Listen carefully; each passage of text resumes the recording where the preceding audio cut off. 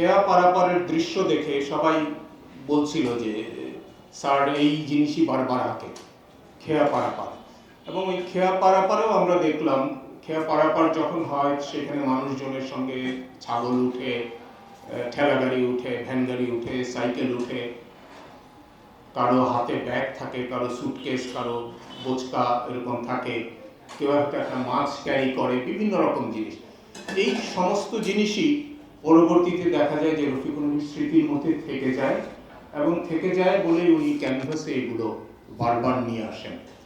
এবং তখন আমি খেয়াল করে দেখলাম যে ওই ওই এক একটা মানুষ, বিভিন্ন বয়সের মানুষ যারাই থাকে খেয়া পারাপারে বা নৌকায় বা ট্রেনের উপরে যখন তিনি আঁকেন, এর মধ্যে দেখা যায় যে একটা শিশু সন্তানও থাকে এবং তার হাতেও একটা খেলনা থাকে, হয় কোনো পুতুল কিংবা কোনো খেলনা।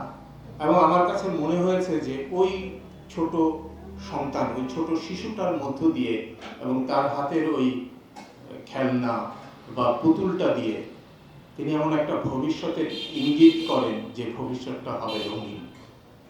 আমাদেরকে একটা গল্প বলছিলেন যাওয়ার পথে। আমরা চাঁপাইনবাবগঞ্জ স্টেশনে নেমে তারপর যখন একটা মাইক্রোবাসে করে ওনার বাড়ির দিকে যাচ্ছিলাম, 1 ঘন্টার ড্রাইভ, বাড়ির একেবারে কাছাকাছি আসার সময় মহানন্দা বা তার একটা শাখা নদী যখন আমরা ক্রস করছিলাম, তিনি বলছিলেন যে তার বয়স যখন 4, যদি আমি ভুল না করে থাকি, তখন মহিষের গাড়িতে করে তিনি সেই, তখন হয়তো ব্রিজটা আরো ছোট ছিল, সেতু, সেটা যখন পার হতে যাচ্ছিলেন, কোনো বিচিত্র একটা কারণে ওই দুটো মহিষের কোনো একটা লম্ফ দেওয়ার সিদ্ধান্ত নেয়, এবং ওতে যা হয়েছে যে আপনার ওই পুরো মহিষের গাড়িটা নদীর মধ্যে পড়ে যায়, যাত্রীদেরও অবস্থা খুব খারাপ হয়। যদিও 4 বছর বয়স থাকার কারণে আমাদের শিল্পী রফিকুল নবীর কিছু হয় নাই, কিন্তু তিনি পুরো ঘটনাটা দেখেছেন, উপলব্ধি করেছেন, এবং ওই তখন থেকেই সম্ভবত মহিষ তার ক্যানভাসে একটা স্থায়ী জায়গা করে নিয়েছে। স্যারের সাথে প্রায় 3-4 বছর থেকে এই গল্পটা হচ্ছিল, স্যার আপনার গ্রামের বাড়িতে যাব, আম দেখব। তো প্রোগ্রাম করা হয়, 1 বছর 2 বছর গেলে হয়ে ওঠে নাই। কিন্তু এবার যেটা হলো, মানে হঠাৎ করে হলো, আবার আমার খুব ব্যস্ততাও ছিল। আর যেহেতু আমি ইন্ডাস্ট্রিয়ালিস্ট, আমার এক্সপোর্টের সাথে বিজনেস, বাইরের সাথে বাইরে আমার মিটিং প্রায় থাকে ইউরোপ আমেরিকাতে। তো আমি বললাম, স্যার আমার তো বাইরের সাথে মিটিং, যেতে পারছি না। তা আমি খুব মিস করলাম এই প্রোগ্রামটা, 4-5 বছর আগের থেকে প্রোগ্রামটা সেট করা। কিন্তু আমি নেসার ভাইয়ের সাথে সার্বক্ষণিক যোগাযোগ ছিল আমার, এখন কি হচ্ছে, এখন কি করছেন। তারপর আম পাড়া হচ্ছে, নবী স্যারের সাথে কয়েকবার কথা বললাম, স্যার বললেন আম এখন প্যাকেটে ঢুকছে, তোমারটা তোমার বাসায় চলে যাবে, টেনশন করো না। আসলেই এত স্মৃতি, স্মৃতি তো বহু বছরের, কিন্তু এই চাঁপাইনবাবগঞ্জের এই স্বল্প সময়ের জন্য আমাদের যে স্মৃতি, এগুলো হয়তো আমাদের কাছে আমৃত্য একটা সুন্দর স্মৃতি হয়েই থাকবে। আলবি স্যারও শত চেষ্টা করেও তার ইচ্ছা ছিল, কিন্তু তিনিও ঠিক ফিরোজ ভাইয়ের মতোই বিভিন্ন কারণে যেতে পারেননি। ঠিক যাওয়ার আগের দিন বলল, মনির আমার মনে হয় যাওয়া হচ্ছে না। তো যেহেতু যাওয়া হচ্ছে না, দেখি তিনি কি ভাবছেন। আমার এবার যাওয়ার সময় সুযোগ হয়নি, যার জন্য আমার কাছে খুব খারাপ লেগেছিল এবং খুব মনে কষ্টে ঢুকেছিল। তো যাই হোক, তারপরেও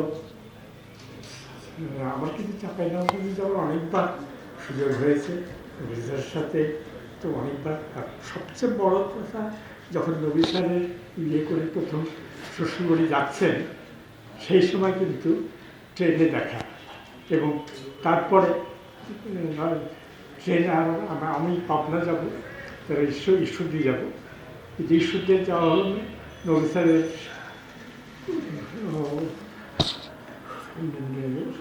হ্যাঁ বলেছে, চল তুমি যদি যাচ্ছ বাসে কি জানে, না জানে না, তাহলে চলো, তাহলে চাঁপাইনবাবগঞ্জে চলো। সেই চাঁপাইনবাবগঞ্জে যাওয়ার সেই সময়, এবং তখন ওদের মশারি কাড়ি ভাবে নানাভাবে চাকরি যেতে হতো, সেই চলার সুযোগ হয়েছে। তো যাই হোক, এবার আমি তার তো অনেকভাবে গেছি মিনিস্টারের সাথে। তো যাই হোক, আজকে যারা সবাই এসছেন তাদের সবাইকে আমার আন্তরিক অভিনন্দন জানাচ্ছি এই প্রদর্শনী দেখার জন্য। এবং আপনাদের অবস্থা দৃষ্টি মনে হচ্ছে যে আমার সব এক্সিবিশন হচ্ছে, কারণ সবটাই আমাকে নিয়ে কথা হচ্ছে। তো এটা ভালোই লাগে, আমি এনজয় করছিলাম। আমার গলাটা চোখ হয়েছে, বসে গেছে। ভাববেন না যে গিন্ডির পাশে বসে আছে বলে চোখ হয়েছে। আমাদের কাইম চৌধুরী স্যার বলতেন যে তুমি তো খুব সমৃদ্ধশালী, অনেকগুলো শালিকা তোমার।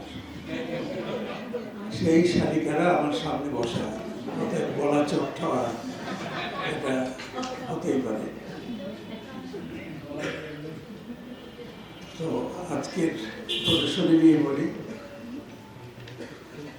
আমার চাঁপাইনবাবগঞ্জে সেক্রেটারি বাড়ি, ওখানে ছেলেবেলা কাটিয়েছি। সেইখান থেকে স্মৃতি বিজড়িত সব নানান কিছু।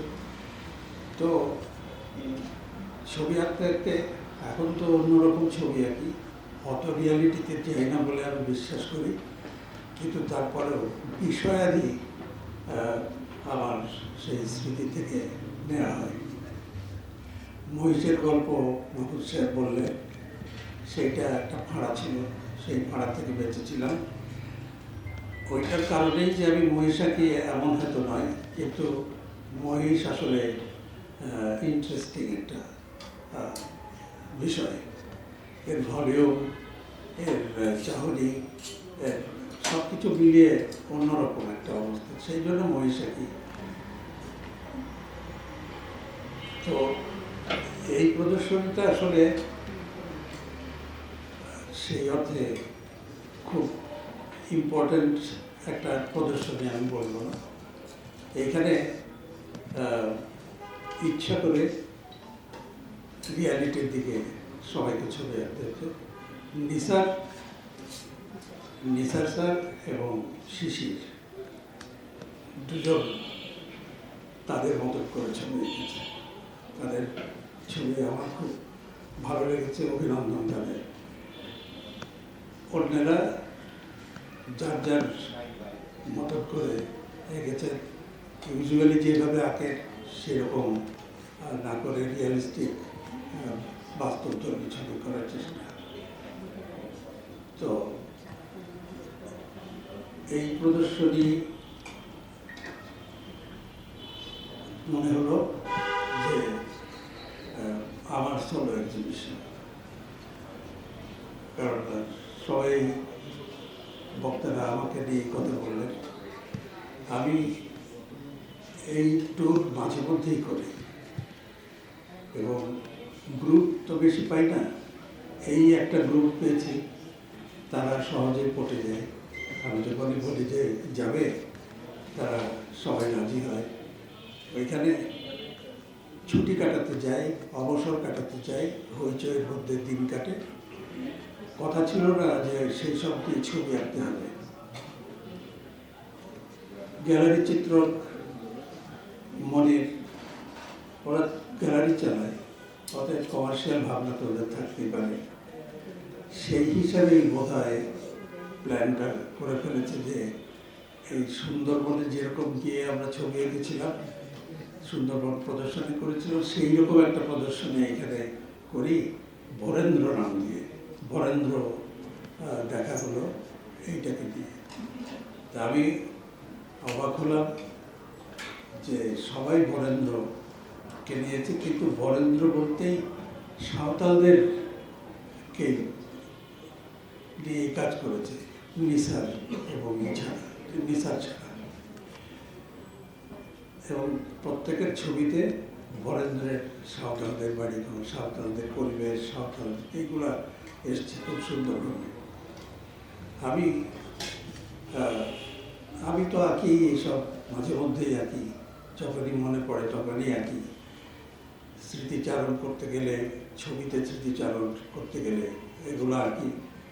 আমার খুব হয়নি, কিন্তু গ্রুপের সবাই নতুন গেল, তাদের চোখে বরেন্দ্রকে খুঁজে পাওয়া, বরেন্দ্রের ভিতরটাকে দেখা, এইটা আমার খুব ভালো লেগেছে। তারা যথেষ্ট চেষ্টা করেছে সেইভাবে ছবি আঁকা এবং রিয়েলিস্টিক করে। বিশেষ করে ওয়াটার কালারগুলো, রেজাউল নবীর ওয়াটার কালার সুন্দর।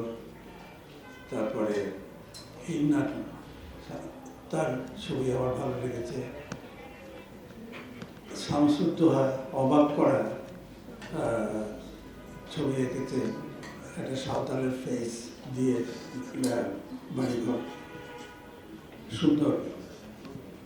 তো এইগুলো দেখে আমি অভিভূত হয়েছি, আমার ভালো লেগেছে।